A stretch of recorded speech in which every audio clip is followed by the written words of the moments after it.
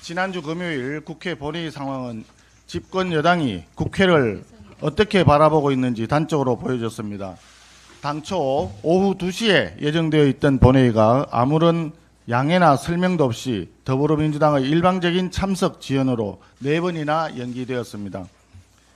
예결위에서는 신속한 처리가 필요하다면서 야당의 목소리를 묵살하고 추경안을 일방적으로 처리하더니 본회의를 앞두고는 더불어민주당 자기들 내부에 이견이 있다는 이유로 제멋대로 본회의 시간을 일방적으로 연기한 것입니다. 이 과정에서는 국회의장께서도 상황에 대한 설명과 협의가 전혀 없었다고 합니다. 국회 본회의장을 마치 제 집 안방처럼 여기는 무리한 행동이었습니다. 그렇게 더불어민주당은 단독으로 추경안을 통과시키면서 자기들이 작년 가을 불필요한 쌈짓돈이라고 비판했던 대통령실 특활비를 되살렸습니다. 기초연금 민생예산인데 3,290억을 삭감했습니다. 국방예산 905억 원, 당초 자료에도 없던 것을 삭감했습니다. 그렇게 하면서 이재명 대통령 쌈짓돈 41억 원이 그렇게 시급한 과제였습니까? 이재명 대통령 스스로 떳떳했다면 정부의 추경 예산 안에 대통령실 특활비 부활을 반영하고 대통령이 시정연설을 통해서 직접 국민들께 양해를 구했어야 합니다. 그런데 정부 추경안에는 넣지 않고 국회 심사 과정에서 여당 의원들을 앞장세워 특활비를 슬그머니 집어넣은 것은 아주 비겁한 차도 살인 정치의 민낯을 보여준 것입니다. 이번 추경을 통해서 이재명 정권은 국채 21조 원을 발행하면서 소비 쿠폰이라는 이름의 12조 원 돈 뿌리기 포퓰리즘 예산을 편성한 것입니다.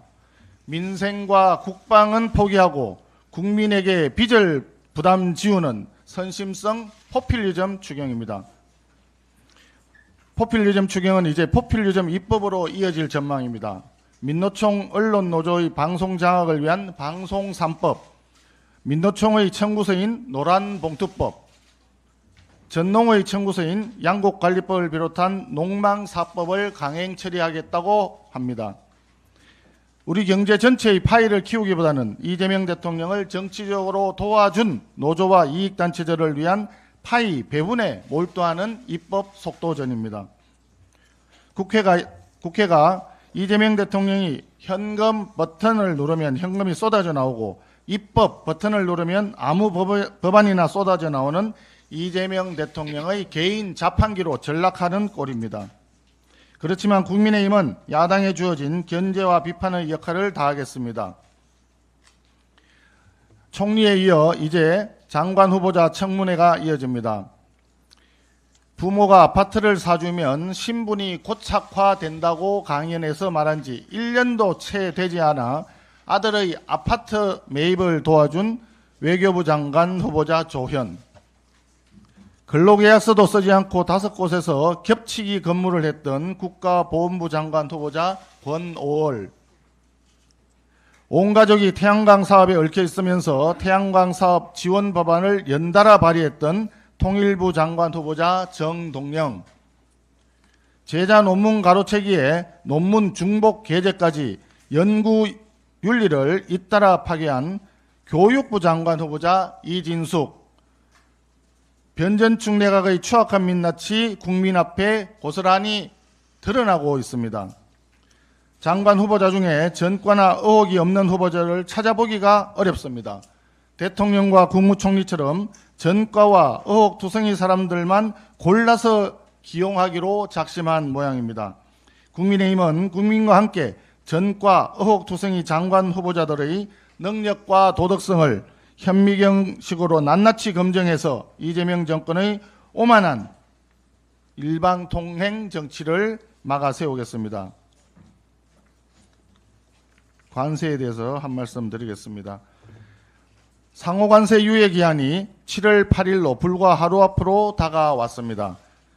그 전에 유예 연장이나 관세 인하 등 실질적인 협상 타결이 이루어지지 않으면 최대 25%의 관세가 부과될 것입니다. 이미 자동차에 25%등 높은 수준의 개별 관세가 적용되는 상황에서 상호 관세까지 더해진다면 대한민국 수출 산업은 큰 타격을 입을 것입니다. 하지만 이재명 정부의 대응은 너무나 안이하고 너무나 늦은 것이 아닌가 우려됩니다. 여항구 통상교섭본부장과 위성락 국가안보실장이 지난주 뒤늦게 미국에 도착했지만 유예 기한이 코앞인 상황에서 대응이 지나치게 느슨한 것은 아닌지 국민들은 불안해하고 있습니다. 더욱이 한미 정상회담은 성사조차 되지 못했습니다. G7 정상회의에서 회담이 무산되었고 이재명 대통령은 나토 정상회의에 불참하면서 상호관세 유예 종료 전 정상회담은 사실상 불가능한 상황입니다. 트럼프 대통령이 주도하는 관세 국면에서 정작 우리 대통령은 트럼프 대통령과 대면 접촉조차 한 번 없었다. 이런 부분은 매우 뼈아픈 대목입니다.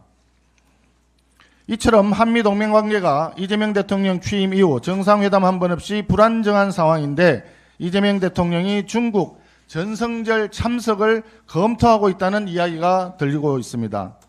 한중 간의 시급하고 예민한 현안인 중국의 서해 불법 구조물 설치 문제는 아직 해결 기미조차 보이지 않고 지금 이 순간에도 우리 해양 주권이 심각하게 위협받고 있는 상황입니다. 이러한 가운데 한국 대통령이 군사 행사인 중국의 전성절 참석을 검토한다는 것 자체만으로 미국을 비롯한 국제사회에서는 대한민국의 친중 성격의 시그널로 바라볼 수 있다는 우려가 큽니다. 지금은 한미동맹과 한미일 협력 강화에 외교 역량을 집중해야 할 시점입니다. 불필요한 외교 안보 불안과 국제적 신뢰 훼손을 우리 스스로 자초해서는 안 됩니다. 국제정세가 그 어느 때보다 복잡한 지금 굳건한 동맹을 약화시키는 외교는 결국 국민을 불안하게 만들고 국익을 훼손할 뿐입니다. 튼튼한 한미 동맹에 기반한 균형과 원칙 있는 외교 정책을 이재명 정부에 다시 한번 강력히 촉구합니다.